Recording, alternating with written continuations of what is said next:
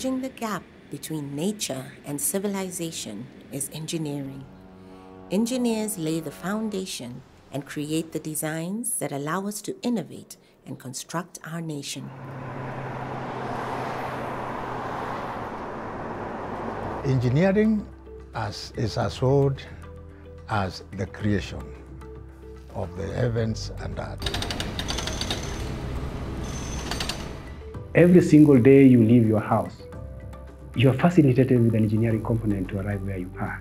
You must have used a vehicle, for example, to arrive here. That is called automotive engineering, and it brings you here. When you get into a lift to get to whichever floor it is, what is that? It is all engineering. The clothes that you are wearing, they were manufactured somewhere.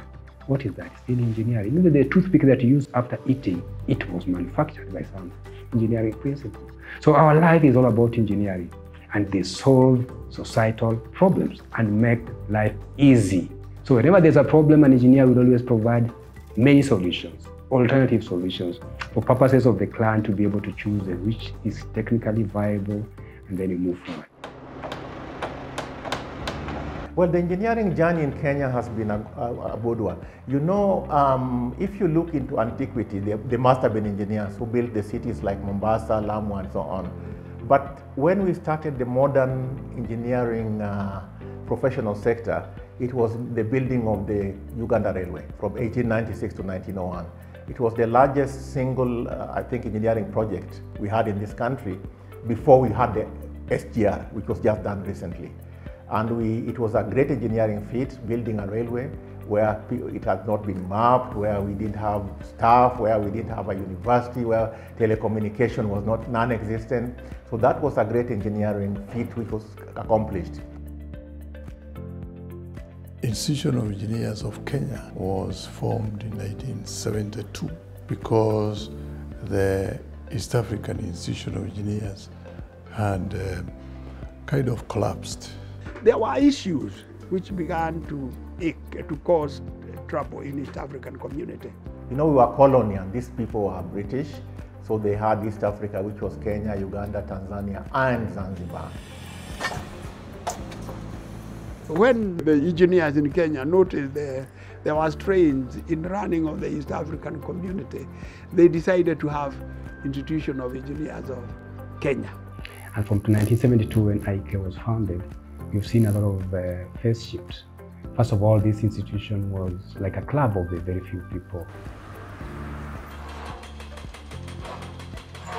Before the Engineers Act 2010, it was not compulsory for one to be a member of IEK, but you still had enough engineers who knew that IEK is the institution for engineers, so they joined it. And you find there are students, there are those who have just become graduates, they become registered as corporate members.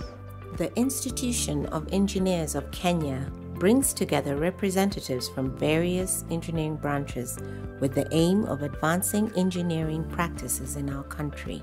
We do organize events for engineers, we do advocacy for engineers, we do interact with government and international bodies, pursuing interest for engineers. Today, 50 years later, the IEK is operating in a very dynamic and exciting environment and collaborating with EBK in registering and licensing the new crop of engineers who will take our country to the next level. That is the one which is authorized by the Act of Parliament to register those who are even graduate engineers. And it's very clear that you should not be able to do engineering work unless you are registered with the Engineers Board of Kenya. The penalties are there. And the reason we regulate engineering services is to protect public welfare and safety. And we have a board that is appointed by the minister responsible for engineering matters in this country.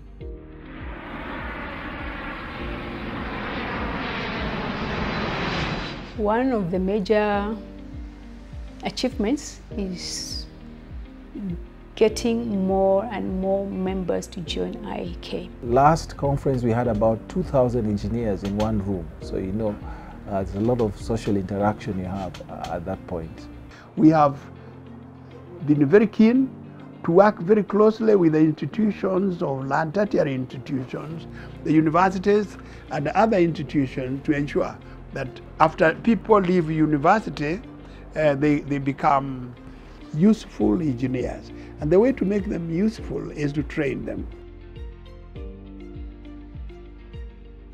The institution has started opening up, and I'm happy that in 2015 we saw the first repeal of our constitution that gave birth to a democratic space.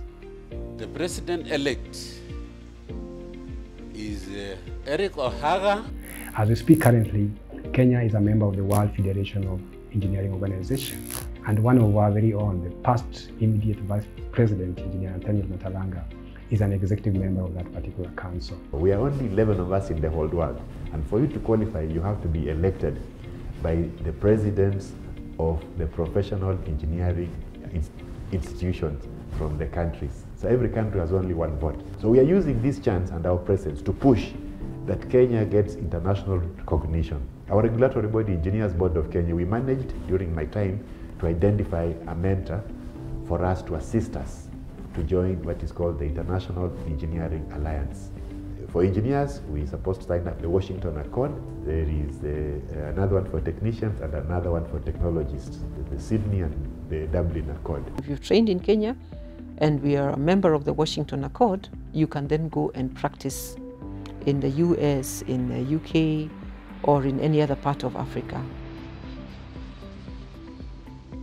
As we proudly celebrate our 50 years, we at the Institution of Engineers of Kenya are expanding our outreach and member-focused initiatives. We are relaunching our magazine and expanding our presence across the world, including Canada and the USA. The Institution of Engineers of Kenya has done something very novel recently.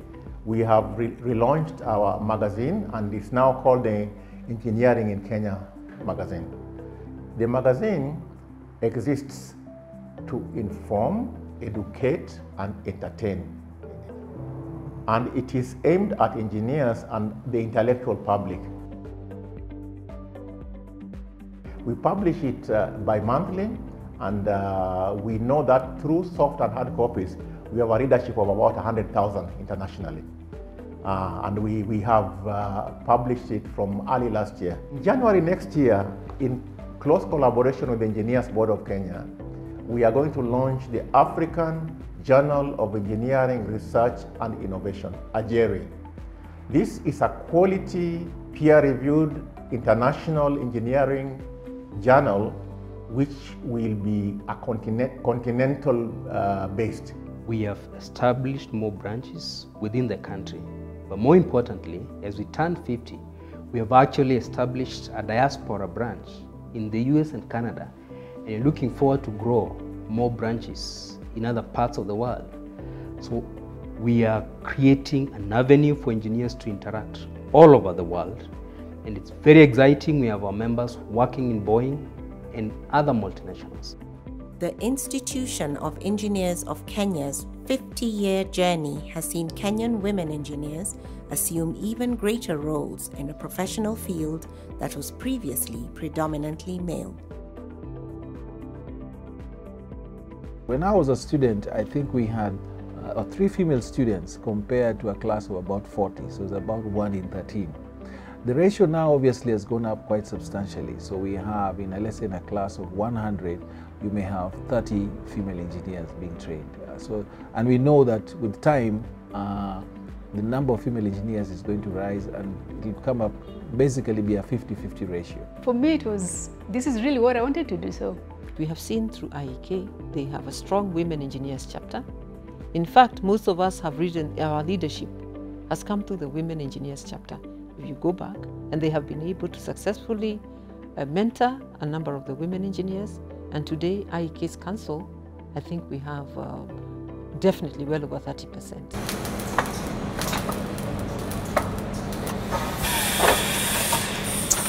The main challenge is engineers being given space to operate and maintain that which they have created.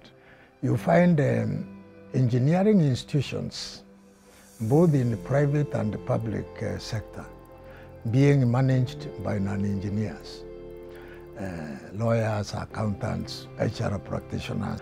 But financial controls without managed profitable operations will never make profit. We know in Kenya we have the Director Generals of Kenya National Highways Authority, we have the Director General of Kenya Rural Roads Authority, KERA, and we have the DG of KURA.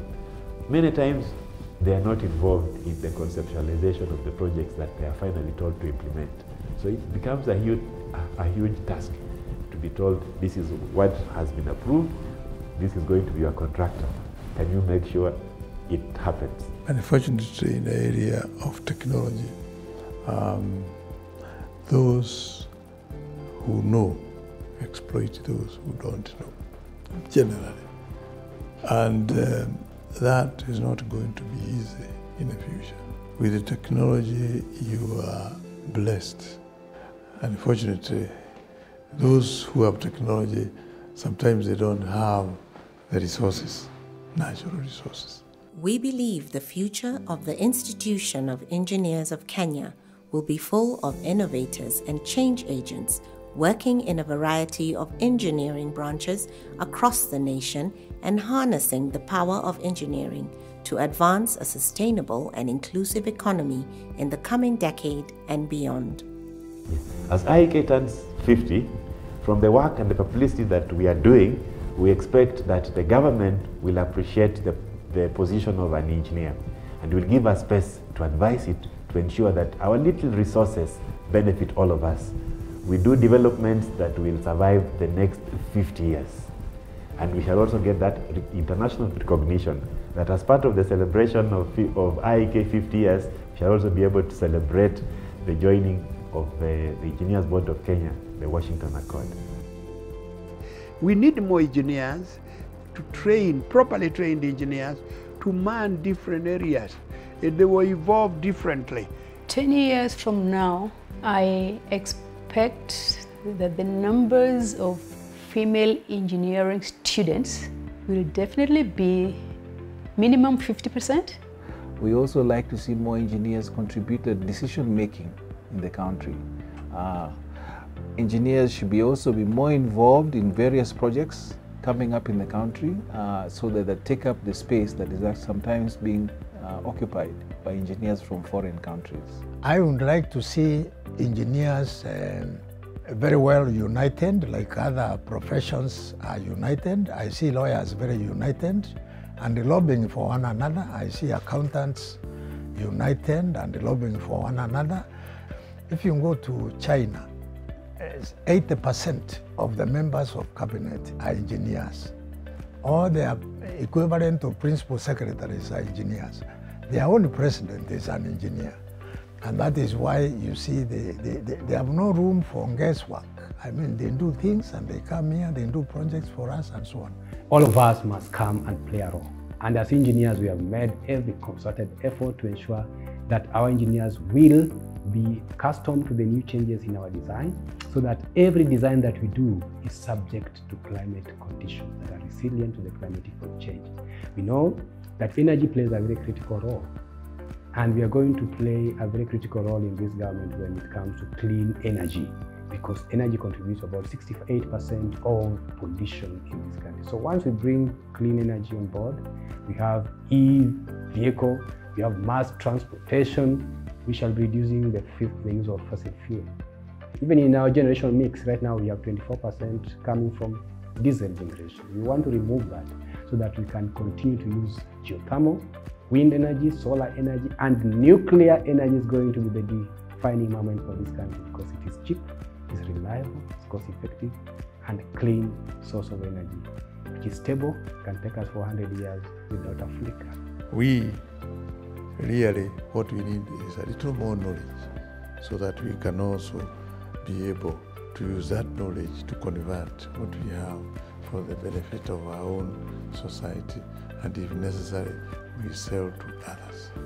We are indeed very proud of the role our members here played in the overall development of our nation and are looking forward to another great 50 years full of excitement and growth for our country and members.